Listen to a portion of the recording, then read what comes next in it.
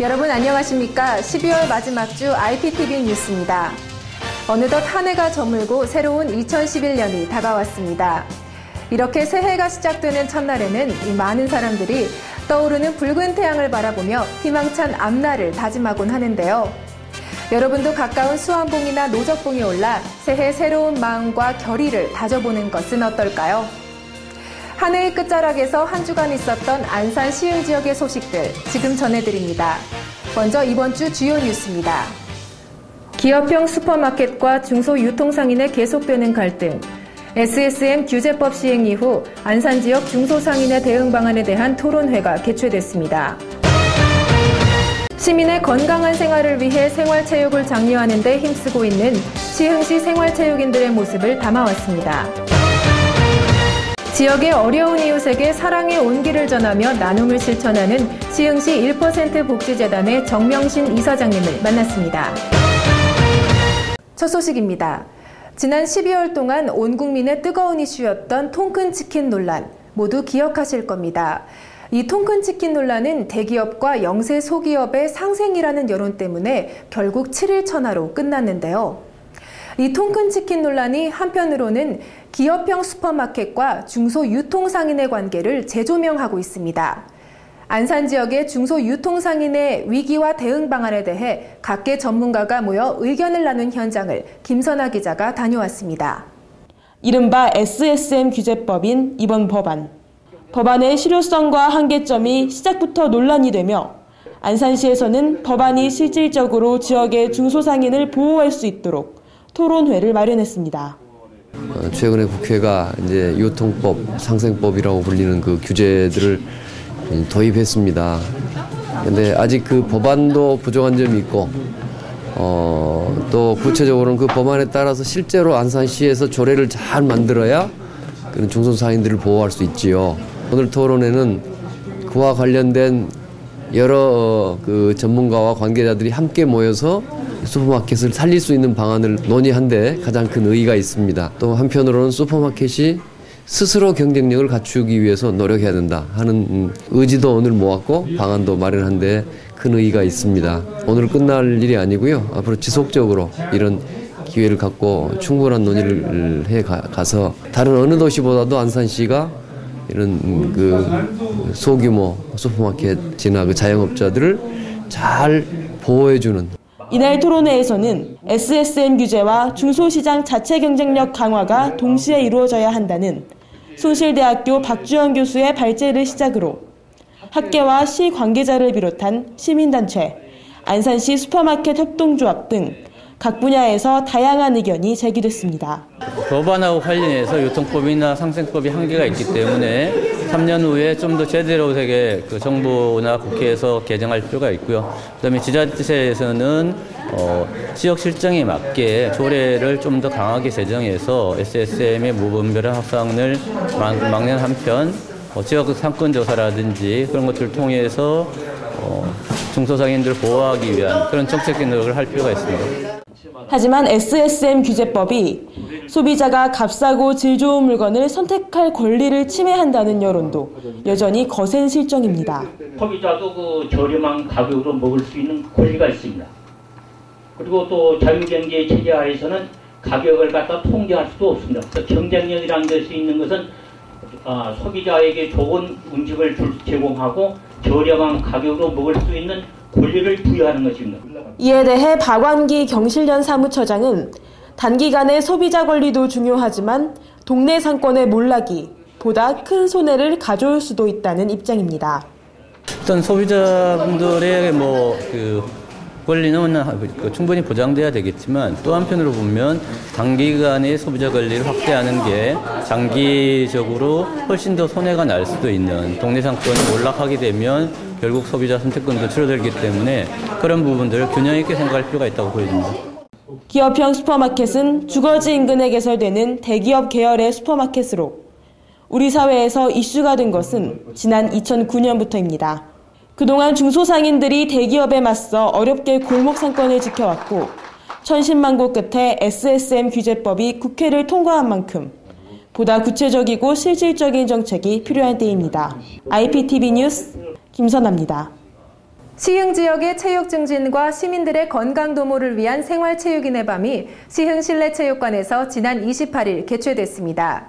이번 행사에서는 배드민턴, 줄다리기, 우슈 등 생활체육 발전에 힘써온 사람들을 격려하고 생활체육 장려를 위한 여러 행사가 진행됐습니다. 시흥시 실내체육관, 시흥 지역 생활체육인들이 한자리에 모였습니다. 생활체육은 해를 거듭할수록 우리 삶에 중요한 영향을 끼치며 점차 확대되는 영역 중 하나입니다. 기존의 체육 활동은 주로 경기 스포츠가 대부분이었지만 현대에 이르러서는 일상생활에서도 건강 증진을 위한 스포츠 여가 활동에 관심이 높아졌기 때문입니다. 생활체육은 우리가 두 발로 이제 태어나서부터 돌아가실 때까지 우리가 운동을 전문적으로 하지 않는 사람들의 모든 체육이 생활체육이라고 그렇게 보고 있습니다. 그래서 지금 현재 국민생활체육회에서는 54개의 단체가 있고요. 시흥시는 지금 34개의 단체가 있습니다.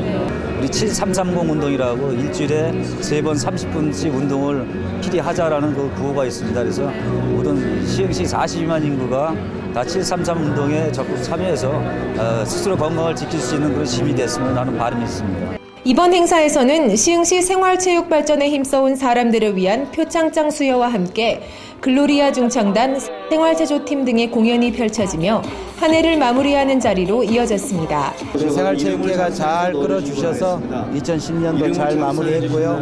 내년에도 우리 시민들의 건강을 위해서 많은 활동 기대합니다.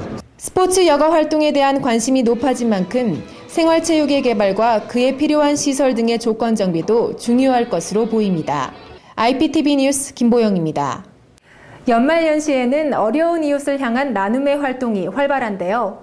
이번 주 IPTV 뉴스에서는 나눔은 행복이라는 메시지를 전하는 정명신 이사장님을 만났습니다. 추위가 기승을 부리는 12월의 한파 속에서도 시흥시에서는 연말연시를 맞아 어려운 이웃을 향한 온정의 손길이 줄을 잇고 있습니다. 특히 시흥시 1% 복지재단에서는 희망모금을 위해 12월 한 달간을 집중 모금 기간으로 정하고 도움의 손길 확산에 주력하고 있습니다. 시흥시 1% 복지재단 정명신 이사장님 만나 이야기 나눠보겠습니다. 이사장님 안녕하세요. 네, 안녕하세요. 네, 시흥시 1% 복지재단은 어떤 단체인가요? 시흥시가 지방자치단체로는 전국 최초로 사회복지법인으로 시흥시의 저소득층 및 어려운 이웃을 위해 진정한 나눔을 실천하는 나눔재단입니다. 본 재단은 제도권상으로 보호받지 못하는 저소득층과 어려운 이웃을 위해 우리 지역의 문제는 우리가 해결해야 된다는 취지하에 2005년 12월 설립되어 시흥 시민들의 자발적인 참여로 지역 내 많은 이웃을 돕고 있습니다. 시흥시 1% 복지재단의 설립 목적은 어디에 있을까요?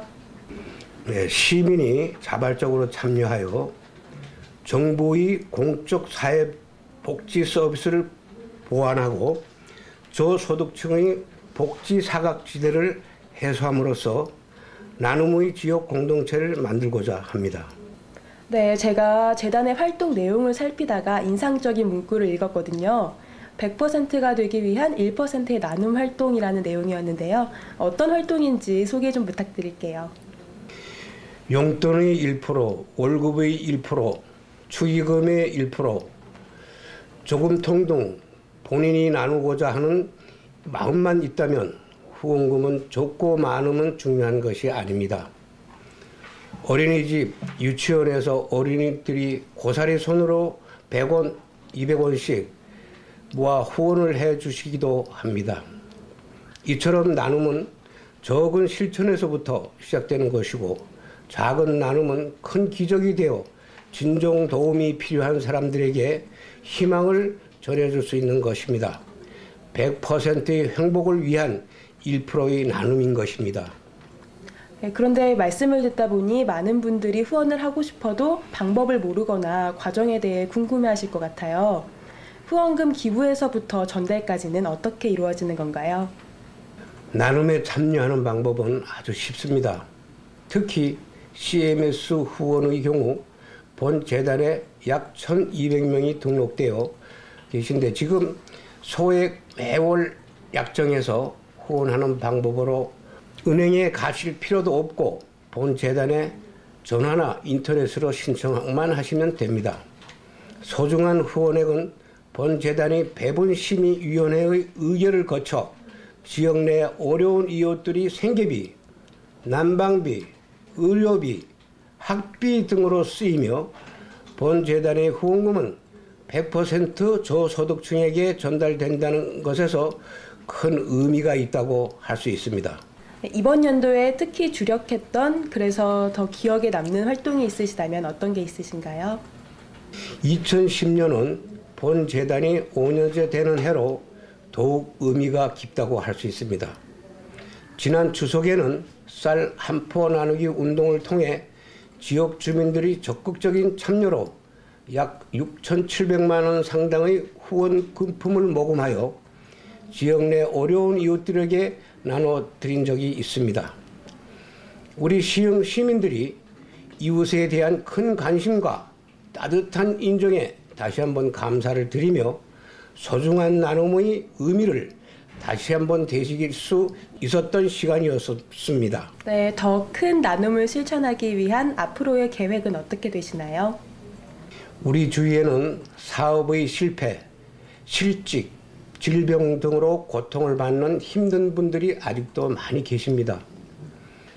본재단은 2011년 적재적소의 후원금품을 지원하여 효과성을 높일 것이며 특히 계층별, 노인, 아동, 여성, 청소년, 장애인, 맞춤형 서비스를 통해 좀 더 발전되고 전문화된 재단으로 더욱 성장해 나갈 것입니다.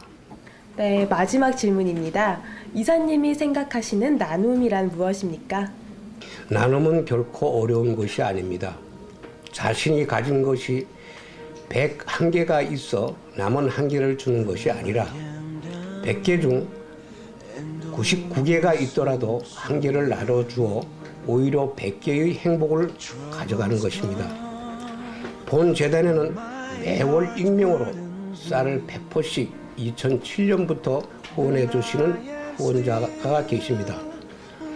또한 저희 재단 사무실 문 밑으로 적은 금액이지만 봉투를 놓고 가시는 분들도 계십니다. 이렇듯 나눔은 작은 실천부터 시작된다고 할 수 있습니다. 어려운 이웃을 위해 손 내밀어 줄 수 있는 따뜻한 손, 주위를 둘러볼 수 있는 작은 여유만 있다면 큰 기적이 일어날 수 있습니다. 네, 정명신 이사장님 말씀 잘 들었습니다. 작은 1%가 세상을 행복으로 가득 채우는 그날을 위해 오늘부터 1%의 나눔을 실천해보는 건 어떨까요? Raise me up to more than I